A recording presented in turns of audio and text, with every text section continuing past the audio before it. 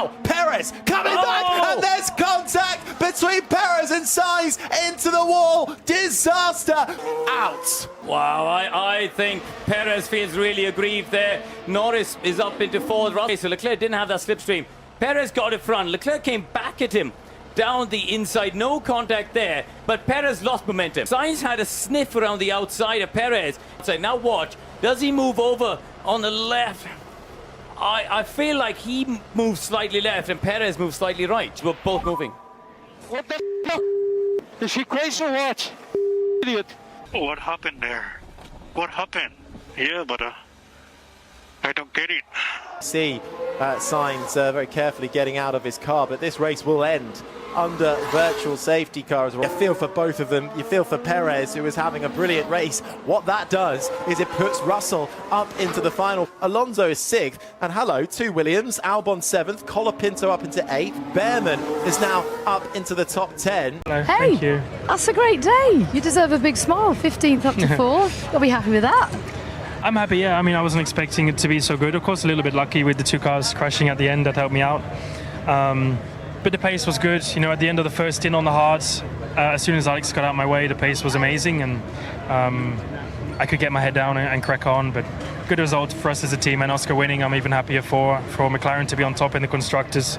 It's the first time in many, many years. So to play a part in that is also amazing. 10 years. So when the team told you to slow down a bit to help your teammate, was that difficult to do, because that could have played negatively for your own chase? Yeah, it's tough. I mean, at that point I was still kind of stuck behind Alex, so I couldn't do a lot. I didn't slow down, I just saved my tires a little bit more. The most important thing, that was my job out there today, was to help Oscar out, and to come away with a first and a fourth was perfect. Obviously a great drive today, that goes without saying, but just explain to the viewers at home, they don't understand when you're stuck behind Albon, you're on the hard tyre, you can see the free air just ahead of him. How tricky is that as a driver to stay close but not too close to make sure you have the tyres at the end? Yeah, I mean, that was the biggest question we had today, was how well would the hard last, because the tyres were graining a lot in practice on Friday. So especially when you're behind at the beginning, you're always in dirty air, you can destroy the tyres a lot quicker, they overheat, they slide, they grain. So to know how much to push, to get past guys, to know how much to save, that when you have clean air you can then push, that's the driver's job, to kind of manage these things. And I think it's probably one of my strengths in Formula One at the minute, and all year has been my race pace and how I can manage the tyres. Not normally is my strength not graining the tyres, that's normally like my weakness, I grain them like hell. But today I did a good job, and that kind of saved my race, that as soon as Alex got out of the way, I could actually pull away from Max, I could pull away from George behind, who are on much fresher tyres. That allowed me to box ahead and get Max again after the pit stop, putting us under pressure. So especially with Charles's pole positions and his race win last weekend, they give him a good boost. But they're performing well, and they seem like our closest competition at the minute. So from a constructor point of view, we're probably more worried about Ferrari than we are about Red Bull. We know Ferrari are going to be good next weekend. But like Oscar showed today, and I think like I showed today, our car works well everywhere. We're good in the high speed, we're good in medium speed. I think we feel like we struggle more so in the slow speed, like here in Baku.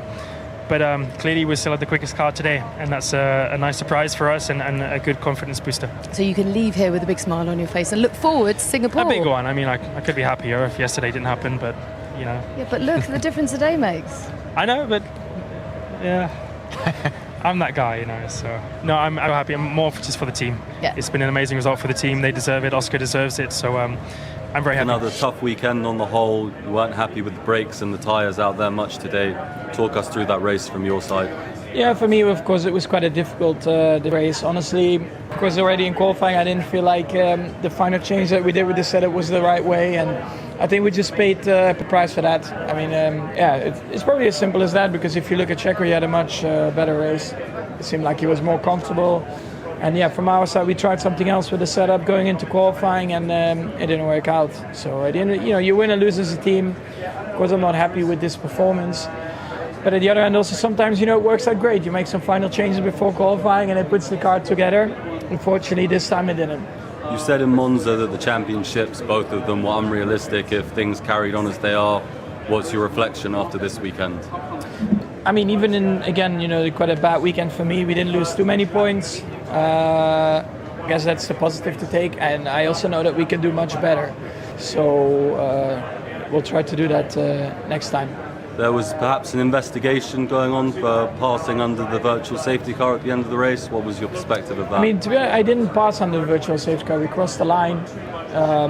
The race is finished, and there are a lot of examples in the past and this year as well where we've done all exactly the same thing. So for me, I'm a bit surprised. Thank you.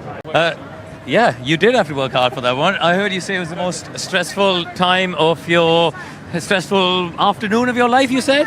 Yes, it was incredibly tough. I think for me, probably the toughest race I've had in my career. Trying to hold Charles back for 2/3 of the race, basically, wasn't very fun. But when you cross the line first, it makes it all worth it. So I worked incredibly hard, and let's talk about the move. Let's talk about the move, because you called it a big move, and you said 50-50 that you were going to start. Honestly, Charles thought you were going to go straight on. I kind of thought in the commentary box you'd go straight on. How did you stop it?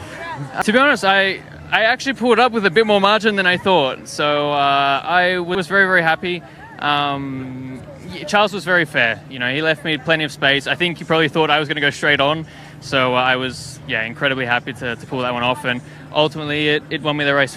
And finally, were you mindful of Checo behind Charles there? Were you trying to back Charles up into Checo? No, I was going flat out to try and win that race, and I knew that if I went behind Charles, then Checo was right there as well. So I had to push flat out, because as soon as you give someone a bit of, they close the gap in DRS, you're in a lot of trouble. So I was pushing flat out, and there was certainly nothing else going on apart from drive as fast as you can for as long as you can. Listen, congratulations. You drove a very solid race today, but an unfortunate incident at the end. Talk us through the incident from your perspective. Honestly, a very, very unfortunate ending. First of all, I'm glad Checo and I are okay. But I drove a solid race. I was very quick out there. I was coming back on the top 3, fastest man on track for the last 20 laps. But unfortunately, after passing Checo into turn 1 and after fighting Charles into turn 2, there was a very unexpected contact exiting turn 2 that I still don't understand how it happened. Didn't do any erratic maneuvers, any aggressive moving on Checo or anything like that, and we, for some reason that I don't understand still, we collided, and that was the end.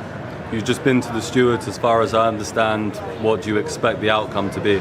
I'm not sure, honestly. You never know what can happen, but this time I'm 100% convinced. Another tough weekend on the whole. You weren't happy with the brakes and the tyres out there much today. Talk us through that race from your side. For me, of course, it was quite a difficult race. Honestly, of course, already in qualifying, I didn't feel like the final change that we did with the setup was the right way, and I think we just paid the price for that. I mean, it's probably as simple as that, because if you look at Checo, he had a much better race. It seemed like he was more comfortable. And from our side, we tried something else with the setup going into qualifying, and it didn't work out. So at the end, you win and lose as a team. Of course, I'm not happy with this performance. But at the other hand, also sometimes it works out great. You make some final changes before qualifying, and it puts the car together. Unfortunately, this time it didn't. You said in Monza that the championships, both of them, were unrealistic if things carried on as they are. What's your reflection after this weekend? I mean, even in quite a bad weekend for me. We didn't lose too many points. So I guess that's the positive to take. And I also know that we can do much better. So we'll try to do that next time. There was perhaps an investigation going on for passing under the virtual safety car at the end of the race. What was your perspective of that? I mean, to be honest, I didn't pass under the virtual safety car. We crossed the line. The race is finished. And there are a lot of examples in the past and this year as well where we've done all exactly the same thing. So for me, I'm a bit surprised.